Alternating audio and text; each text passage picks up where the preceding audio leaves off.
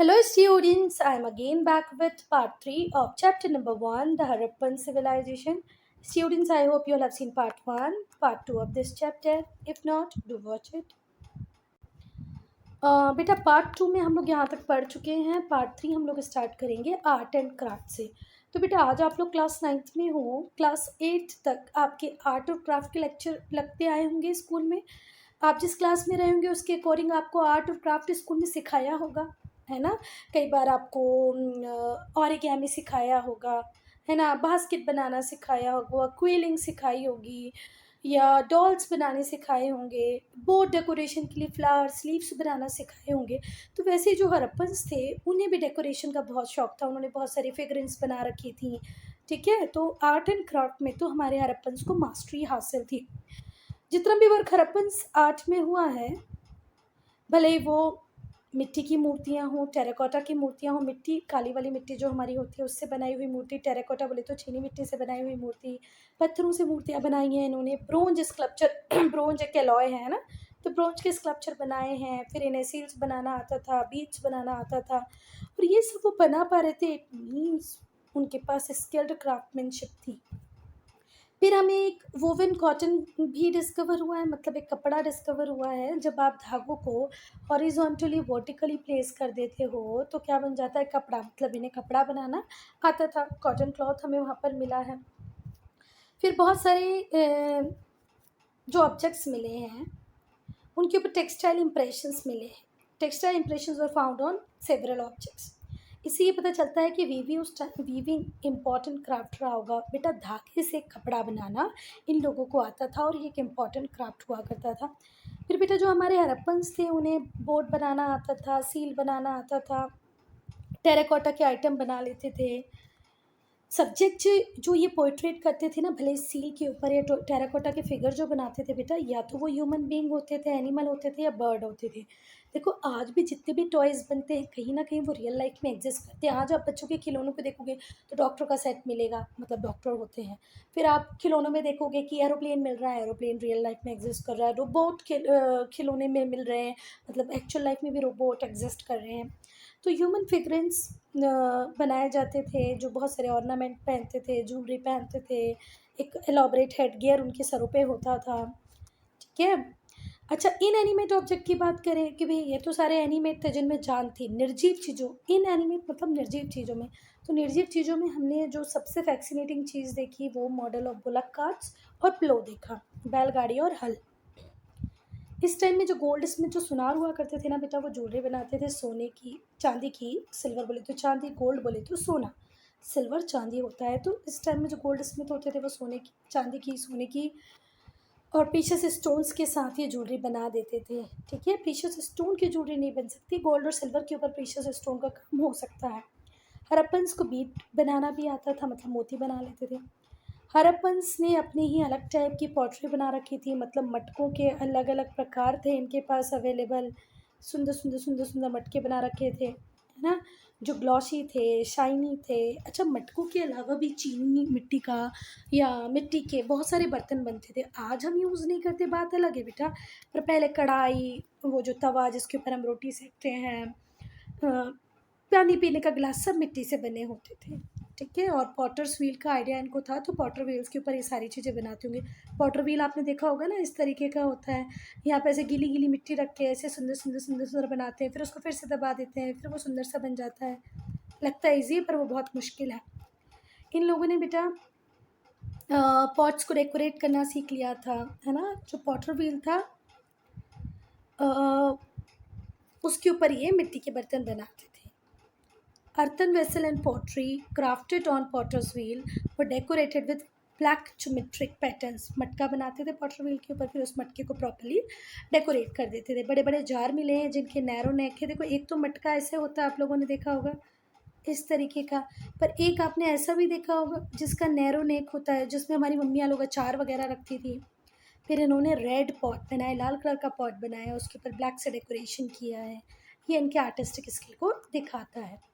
अब हम मूर्ति की अगर हम बात करें, स्कल्पचर की, तो जो हड़प्पन आर्टिस्ट थे उन्हें बहुत बढ़िया स्कल्पचर बनाना आता था. ठीक है, ये ह्यूमन को पोर्ट्रे कर देते थे, एनिमल को पोर्ट्रे कर देते थे और इतना रियलिस्टिक नेचर में करते थे कि जैसे इन्हें एनाटॉमिकल डिटेल बिल्कुल पता है यार। जैसे हमारे डॉक्टर को हमारी बॉडी के अंदर क्या क्या है, कौन सी नस कौन सी हड्डी कहाँ पर है पता होता है ना, वैसे इन्हें भी सब कुछ पता था।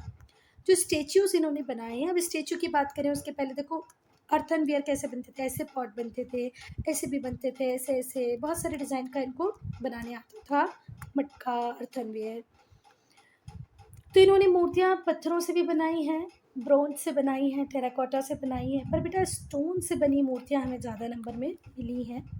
इसमें से एक आदमी मिला है, among these the bust of bearded man found in Mohenjodaro.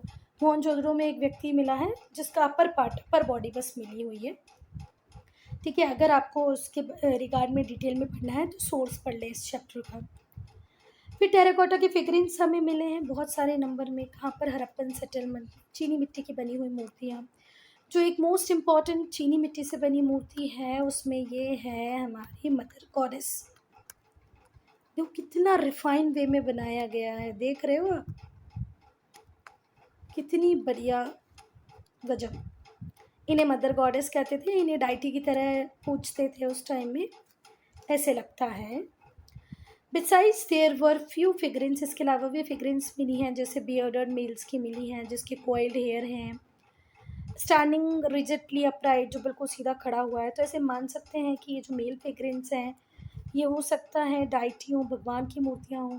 देखो हो सकता है कि ये प्रोबेबिलिटी है। फिर हमें मेल और फीमेल के फिगरिन्स मिले हैं बहुत ज़्यादा नंबर में। फिर अब हम पढ़ेंगे ब्रोंज कास्टिंग कैसे होती थी। तो देखो ब्रोंज कास्टिंग कैसे होती थी, ज़रा ध्यान से सुनना। Bronze statue were made by using special lost wax process. Lost wax process से ये ब्रोंज स्टेचू बनाते थे। कैसे बनाते थे, इस प्रोसेस में wax figure were covered with coating of clay. पहले वैक्स का पूरा फिगर बनाया, उसके ऊपर मिट्टी की एक लेयर लगा दी। ठीक है, इस प्रोसेस में पहले क्या किया इन्होंने, वैक्स की एक मूर्ति बनाई, उसके ऊपर मिट्टी लगा दी मिट्टी।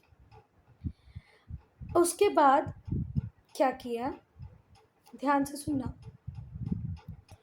गरम करने पे जो वैक्स होगी, वैक्स बोलेगी तो मोम को थोड़ा भी गरम करो तो पिघल जाती है। ठीक है, अब वो हॉलो मोल्ड बचा, माउंड नहीं मोल्ड, सॉरी। जैसे मैंने ये बनाया 3D, तो मुझे बनानी आता है, इसके ऊपर भी मैंने मिट्टी लगा दी चारों तरफ से, फिर इसको गर्म किया तो ये जो वैक्स थी वो पिघल के नीचे निकल गई। अब ये खाली मटका बचा, इस खाली मटके में मैं किसको भर दूंगी, ब्रोंज को। नहीं समझ में आया ना, देखो कैसे समझो इसको आप। पहले एक ग्लास बनाओ, किसका बनाओगे ग्लास, वैक्स का। फिर उस ग्लास के ऊपर पूरी मिट्टी लगा दो, मिट्टी लगा के ग्लास सूख गया। अब उस वैक्स को गर्म करो तो देखो वैक्स पूरी बाहर निकल जाएगी, वो ग्लास का वो बचेगा मोल्ड, उस मोल्ड में आप वो भर दो ब्रोंज, तो ब्रोंज का ग्लास रेडी हो जाएगा।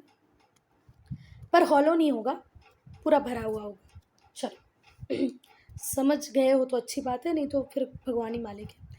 इस प्रोसेस में वैक्स के फिगर को क्ले से कवर कर दिया जाता है, फिर वैक्स को मेल्ट कर दिया जाता है उसको हीट करके, और जो होलो मोल्ड बचता है उसको फिर हम मॉल्टन मेटल से फिल कर देते हैं, तो ओरिजिनल शेप मिल जाता है हमें ऑब्जेक्ट का।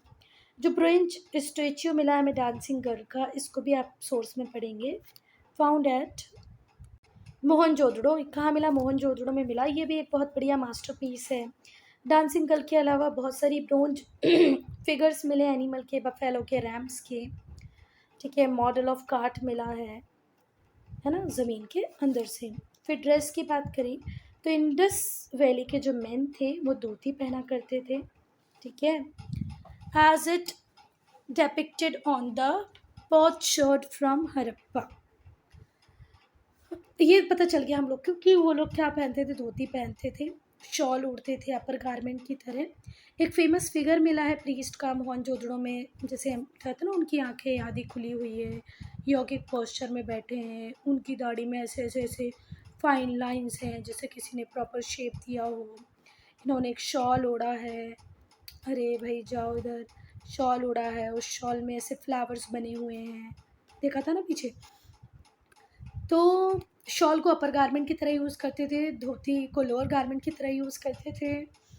जो औरतें होती थी वो स्कर्ट पहनती थी, है ना, and used a cloak to cover arms and shoulder और आर्म्स को कवर करने के लिए क्लॉक पहनती थी, नीचे स्कर्ट पहनती थी। वहाँ से हमें निडल्स और बटन्स भी मिले, इससे पता चलता है कि इन्हें सिलना आता था। अब हम ज्वेलरी की बात करें, ऑर्नामेंट की बात करें, तो मेन वीमेन दोनों ही ऑर्नामेंट्स पहनते थे। कुछ कॉमन ऑर्नामेंट्स थे, necklace, finger ring, bangle, armlet, anklet, nose ring, fan shaped head dress. अभी भी आप लोग देखना, जब हम कानों की बालियों की बात करते हैं तो बहुत सारे लड़के कुछ शौक से, किसी का रिलीजन बोलता है, किसी की कास्ट बोलती है, तो वो अपने कान में वो करवा लेते हैं ना, Pershing. They were made of gold, silver, precious stones and Ivory. जूड़े काय की बनती थी? सोना, चांदी, प्रीशियस स्टोन्स और हाथी दांत, आइवरी। टॉयज और अम्यूजमेंट की बात करें तो लोग खेलते थे उस टाइम में भी बेटा, एंटरटेनमेंट के लिए, अम्यूजमेंट के लिए। डाइस मिला है वहाँ से हमें, आप लोगों को पता होगा ना, डाइस ऐसा जो होता है जिसमें 1 से 6 तक के नंबर लिखे रहते हैं। एक यहाँ लिखा रहेगा 2, 3, 4, 5 और पीछे वाली जो साइड है उसमें इसके फर्क के पीछे वहाँ 6 लिखा होगा। तो डाइस मिला है इन लोगों को। हंटिंग फिशिंग का भी बहुत शौक था, एक्सपीडिशन पे जाते थे। म्यूज़िकल इंस्ट्रूमेंट वहाँ से मिले हैं हमें, जैसे ड्रम, लायर, बर्ड के टॉयज़ मिले, एनिमल के टॉयज़ मिले, फिगरेंस, कार्ड्स, विसल, ये सब भी बने हुए हैं। मतलब स्पोर्ट्स गेम्स तो बढ़िया था, लोग मनोरंजन के लिए खेलते थे। अब हम डिक्लाइन की बात करेंगे कि भाई इतनी बड़ी सिविलाइजेशन का डिक्लाइन कैसे हो गया। तो जो हड़प्पन सिविलाइजेशन थी वो लगभग 1800 BC में डिक्लाइन करने लग गई थी। कुछ प्रोबेबल रीज़न, पहला रीज़न है फ्लड एंड अर्थक्वेक। कुछ स्कॉलर्स का मानना है कि बेटा जो मोहनजोदड़ो है उसे लोगों ने खाली कर दिया। क्यों खाली कर दिया? क्योंकि वहाँ पर बाढ़ आई थी या कोई बड़ा अर्थक्वेक आया था। ठीक है, अब ये क्यों बोल सकते हैं कि बाढ़ आई थी? क्योंकि वहाँ पे जो हमें हड़प्पा मोहनजोदड़ो में जो घर मिले हैं ना बेटा, उनके ऊपर सिल्ट, क्लेई सिल्ट जमा हुआ था, और जो सिर्फ कहाँ से मिलता है हमें? फ्लड वाटर से। अगर एक घर है यहाँ पर दब गया है ज़मीन के नीचे, उसके अंदर हमें स्ले किल्ट मिले तो पता ही चल, सिल्टी क्ले मिले, है ना, सिल्टी क्ले मिले तो हमें पता चल जाएगा भैया ये तो बाढ़ में कहीं दब गया होगा, क्योंकि ऐसी मिट्टी तो बाढ़ के टाइम पर ही आती है। पूरी जो गलियाँ थी वो सबमर्ज कर रही, कहीं काय में पानी के अंदर।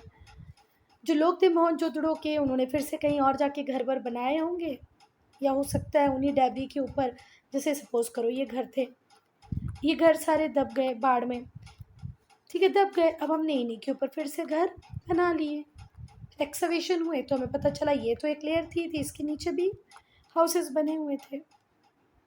समझ गए ना? अगर हम एक एरिया में रह रहे हैं, हमारी मजबूरी है कि हमें नदी के पास ही रहना। क्यों रहना भैया? क्योंकि वाटर का मेन सोर्स है रिवर, एग्रीकल्चर इससे हो रहा है। पर यहाँ पर बाढ़ आएगी तो हम यहाँ मरने के लिए तो नहीं खड़े रहेंगे, हम थोड़ा सा दूर चले जाएंगे। जब बाढ़ का पानी वापस चला जाएगा, रिसीड कर जाएगा, हम यहीं आके वापस से अपने घर बना लेंगे। पर अब ऐसा करते करते हम एक बार हार गए कि कब तक हम रोज़ रोज़ घर ही बनाते रहेंगे, हर सीज़न में घर बनाएंगे।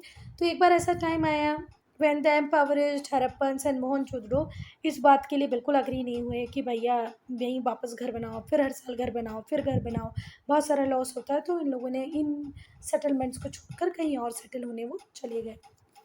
एक फेमस हाइड्रोलॉजिस्ट हैं R.L. रेकास, उनका कहना है कि such flooding could not be the result of normal flooding in the river Indus. ऐसा नहीं हो सकता कि नॉर्मल फ्लडिंग की वजह से ये लोग सब भाग गए होंगे। हो सकता है कि बड़ा अर्थक्वेक आया हो जिसने पानी के लेवल को बढ़ा दिया हो इंडस रिवर में। सिंधु नदी में बहुत बड़ा अर्थक्वेक आया और अर्थक्वेक आने से पानी का लेवल एकदम से बढ़ जाए, तो हो सकता है कि यार इस वजह से हमारे मोहनजोदड़ो के लोग वहाँ से भाग गए हों, कहीं और रहने लग गए हों।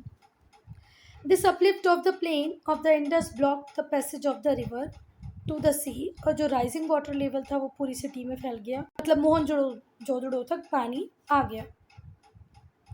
अगर नहीं समझ में आया तो फिर से ध्यान से सुनो। Earthquake might have been raised, earthquake की वजह से जो लेवल था फ्लड प्लेन का इंडस रिवर के वो बढ़ गया। इससे क्या हुआ? अपलिफ्ट हो गए प्लेन्स ऑफ इंडस, जिन्होंने ब्लॉक कर लिया किसके पैसेज को? रिवर के पैसेज को, टू द सी। अब पानी सी तक नहीं पहुंच पा रहा है, पानी सी तक नहीं पहुंच पा रहा है तो वो वहीं नियर बाय एरिया में फैल गया है। नेक्स्ट है इंक्रीज्ड एरिडिटी। कुछ रिनाउंड हिस्टोरियन जैसे D.P. अग्रवाल और सूद, इनका कहना ये है कि हड़प्पन सिविलाइजेशन के डिक्लाइन होने का कारण ये था कि एरिडिटी बढ़ गई थी उस पर्टिकुलर एरिया में। जैसे ही रिवर घग्गर सूख गई, सतलज यमुना रिवर और इनकी tributary Sutlej and Yamuna used to be the tributaries of river Ghaggar. Ghaggar river के सूखने पे, और घाघर रिवर की ट्रिब्यूटरीज कौन सी थी? सतलज और यमुना, है ना। कुछ टेक्टोनिक एक्टिविटीज़, डिस्टर्बेंसेस ऐसे हुए होंगे कि जो सतलज की स्ट्रीम थी उन्हें कैप्चर कर लिया किसने? इंडस रिवर ने।